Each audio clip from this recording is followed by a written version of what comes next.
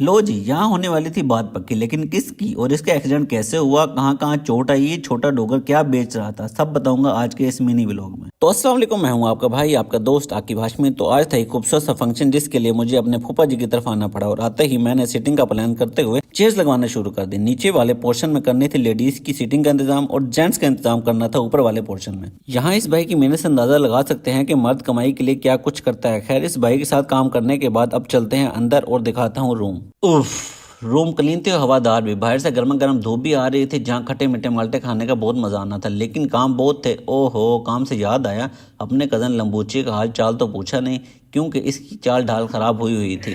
क्या हुआ भाईजान? सही बात, तिलके बड़े हैं। इसको बहुत सारी चोटें लगी थी, लेकिन सुकून इसको फिर भी नहीं था। कुछ था जो इसे अंदर से तंग कर रहा था, जो बार बार मोबाइल खींचता और व्लॉग बनाने लग जाता। ये सर पे 14 हमारी है घर पे। दरअसल कसूर इसका नहीं था, कसूर उस कुत्ते का था जिसमें जाकर इसने बाइक मारी थी, और उस कुत्ते ने इसको लव बाइट किया, जिसका सबूत आपके सामने है। दिल बना हुआ देखो। कोका में पाया मैया, कोका में पाया। जान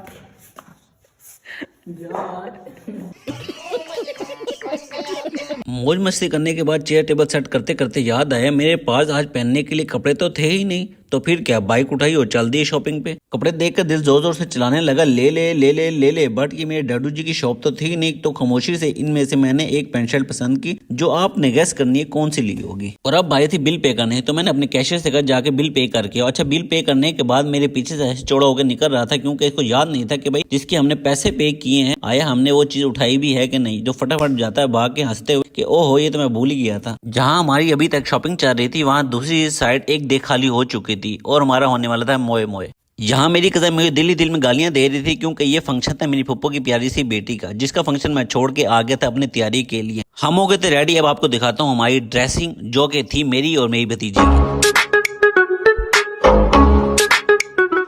Gosta de emoção, tá aqui na tcheca dela no banheiro do avião. Ficou de cara pra mim, negócio que você quer empurrar dela tá muito. लग रहा था ना मैं फिर हैवी किस्म का हैंडसम, लेकिन आप सबसे कम। रेडी होकर जैसे मैं फंक्शन में पहुंचा तो वहाँ मेरी मुलाकात हुई छोटे डोगर मोटर से।